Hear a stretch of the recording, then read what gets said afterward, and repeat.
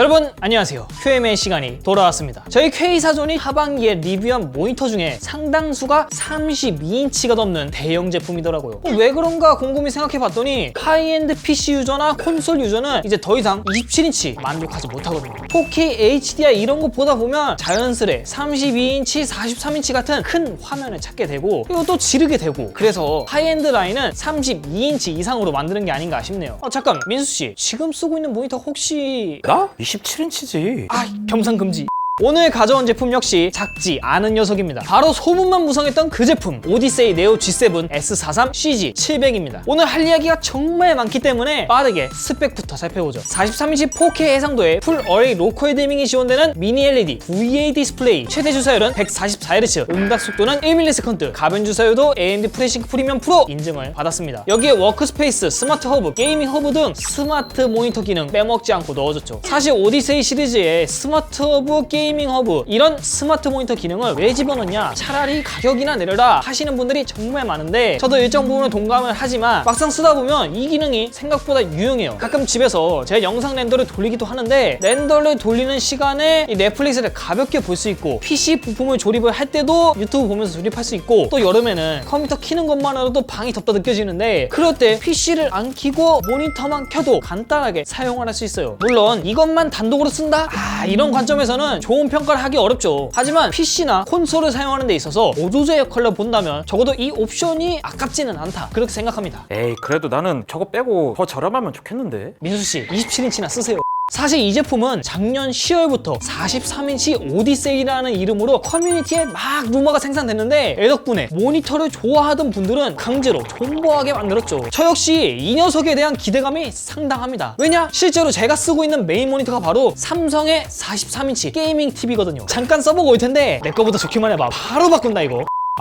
지금 잠깐 짧게 사용해봤는데 일단 상당히 친숙했어요. 마치 원래 보던 사이랄까? 그런데도 살짝은 낯선 부분도 있었습니다. 첫 번째로 논글레어 패널이죠. 게이밍 TV는 글레어 패널이라 반사가 심했는데 보니까 논글레어 패널에 매트 디스플레이 기술까지 적용했더라고요. 덕분에 게임하면서 제 얼굴을 보지 않고 아주 편안하게 플레이했습니다. 하지만 반대로 쨍함의 정도는 살짝 낮았네요. 두 번째, 실용적인 포트 구성입니다. 게이밍 TV 모델의 경우 HDMI 포트만 잔뜩 있었는데 얘는 DP도 제공하고 HDMI도 2.1로 깔끔하게 지원합니다. 덕분에 콘솔과 PC 둘 다 연결해도 4K 120Hz, 4K 144Hz 이런 주사율을 사용하는 데 있어서도 전혀 문제가 없죠. 기본을 지키면서 나아갈 줄 아는 모습, 저는 인상적이라 생각합니다. 세 번째는 디자인입니다. 전반적으로 오디세이 디자인 아이덴티티를 어느 정도 계승하면서 뒷면은 화이트로 프리미엄 플래그십을 잔뜩 때려 부었습니다. 스마트 모니터나 게이밍 TV들처럼 약간 틀딱 같은 디자인이면 어쩌나 걱정했는데 생각보다 잘 뽑았어요. 그런데 오디세이 특유의 이 아가마이 디자인, 과거 오디세이 제품들보단 튀어나온 게 좀 덜하지만 그럼에도 깔끔한 걸 선호하는 분들에게 여전히 호불호가 있을 것 같습니다. 사실 여러분 어느 정도 예상을 했잖아요. 이 아가미 없으면 그게 오디세이인가? 위트럭이었지? 마지막은 너무나도 익숙한 BGR 픽셀 구조입니다. 이거는 좀 선 넘지 않나 싶은데 이게 게이밍 TV면 몰라, 오디세이 모니터로 나온 거 아닌가요? 근데 이 가독성을 개나 줘버려? 제가 커브도 뺐다고 오랜만에 칭찬 좀 해주려고 했더니 이럴 거면 커브도 다시 넣으세요. 이건 좀 아닌가? 자, 화를 좀 가라앉히고 그래도 윈도우에서 클리어 타입 설정으로 어느 정도 가독성을 개선할 수 있으니 이 제품을 구매하시는 분들은 꼭 참고하세요. 자, 이제 본격적으로 우리 K사전 구독자분들이 원하던 미니 LED 이야기를 해보죠. 이 네오 G7의 백라이트에는 4320개의 미니 LED 소자가 박혀있는데 이걸 12개씩 묶어서 총 360개의 로컬 디밍존을 생성합니다. 덕분에 어두운 부분을 백라이트 밝기를 낮추거나 꺼버릴 수 있어서 더 깊은 블랙을 표현할 수 있죠. 하지만 디밍존과 디밍존 사이를 이동할 때 밝기 변화가 미세하게 느껴지거든요. 특히 다크모드 상황에서 커서를 움직일 때 이 상황이 자주 발생합니다. 이 부분에 민감하신 분들은 평소엔 로컬 디밍을 약하게 하거나 꺼두시는 거 추천드려요. 자, 그럼 이제 네오 G7의 측정가 확인해 봐야겠죠. 우선 미니 LED의 자랑 명암비입니다. 로컬 디밍을 껐을 땐 3500대 1 수준이었지만 로컬 디밍을 킨 HDR 상태에선 무한대 1의 명암비를 확인할 수 있었죠. 명암비 이건 10점을 줘야 돼요. 이어서 색상 영역입니다. sRGB 영역에선 99점 99.6%가, DCI P3에서는 95.7%, 어도비 RGB에서는 90.6%가 나타났습니다.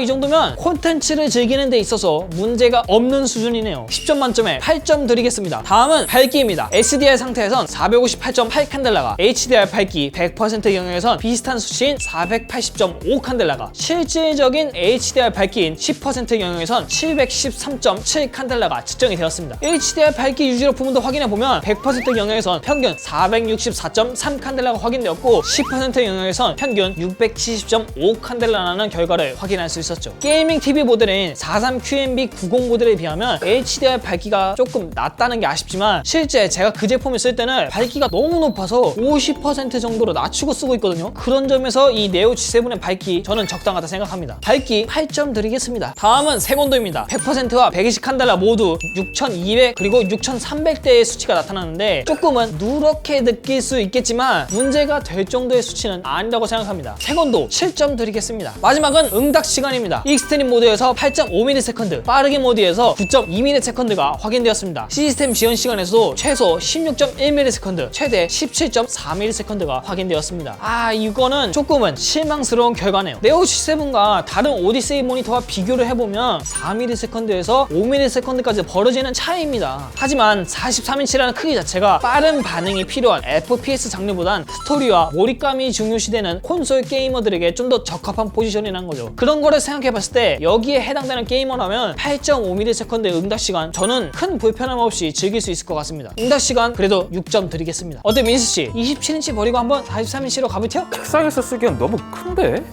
뭐가 커? 엄마가 모니터 가까이에서 보지 말래. 아니 왜 갑자기 탈룰라야? 방금 민수 씨의 말처럼 책상 위에서 쓰기에는 시청거리를 벗어나는 크기다 라고 생각하시는 분들 분명히 있을 겁니다. 그런데 이 시청거리라는 게 목적에 따라 달라진다는 사실 알고 계셨나요? 또 내피셜.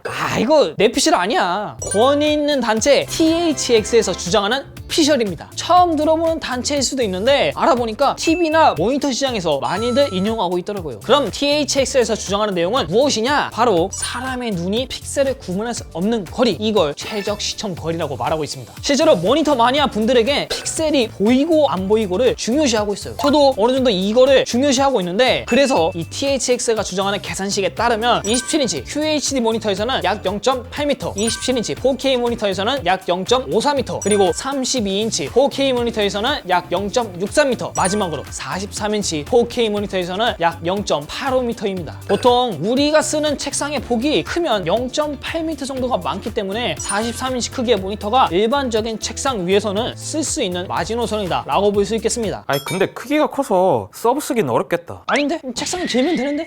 물론 43인치라는 크기 때문에 서브 모니터를 사용하기 어렵다는 현실적인 문제도 있습니다. 그리고 게임에 따라 27인치가 편한 게임들도 있거든요. 대표적으로는 미니맵을 봐야 하는 RTS 장르나 AOS 장르가 있겠죠. 이런 상황에서는 플렉스 무브 스크린을 활용해 43인치지만 27인치 모니터로도 32인치 모니터로도 활용할 수 있습니다. 추가로 하나 더 있습니다. 비율도 다양하게 변경할 수 있는데 제가 21:9 모니터에서 16:9로 다시 넘어오면서 아쉬웠던 부분이 바로 이 게임 내 시야 문제였거든요. 그런데 이렇게 비율을 자유자재로 변경할 수 있는 거 상당히 마음에 듭니다. 그런데 한 가지 요구사항이 있다면 이 울트라 와이드 모드와 플렉스 무브 스크린 모드를 통합해서 사용할 수 있었으면 더 좋을 것 같아요. 지금은 메뉴가 나눠져 있어서 조금 번거롭기도 하고 최대 크기 울트라 와이드 모드 상태에서는 위아래로 화면 조정을 할 수가 없어요. 자, 지금까지 삼성전자 오디세이 네오 G7 S43 CG700을 살펴봤는데 가지고 있는 기능이나 잠재력이 워낙 많아서 이걸 단순히 모니터라 부르기에는 이거 좀 부족하지 않나 생각해요. 내 방, 내 PC 환경에 허브라 부르는 게 더 맞지 않나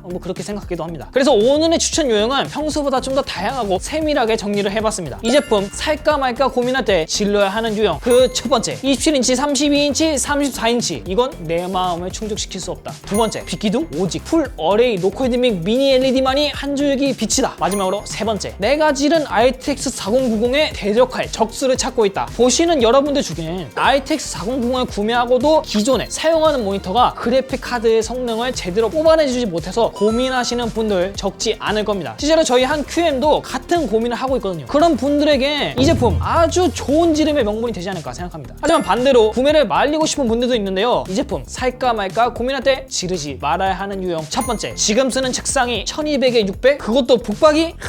그건 아유. 두 번째, 미니 레디어도 VA 그리고 BGR?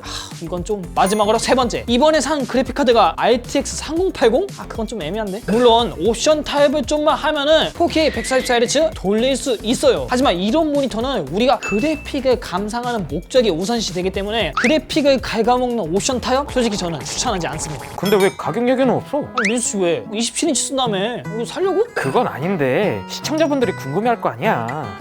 시청자분들이 민수씨가 아니고. 가격은 아직 확실하진 않지만 출시가가 100 초반 정도라고는 합니다. 아마 할인을 좀 더하면은 90대에도 보일 수 있겠죠. 이야, 이거 90대면은 RTX 4080 절반도 안 되는 가격이네. 네, 지금까지 전화해드렸고요. 다음 시간에 더 큰 녀석으로 다시 돌아오겠습니다. 감사합니다.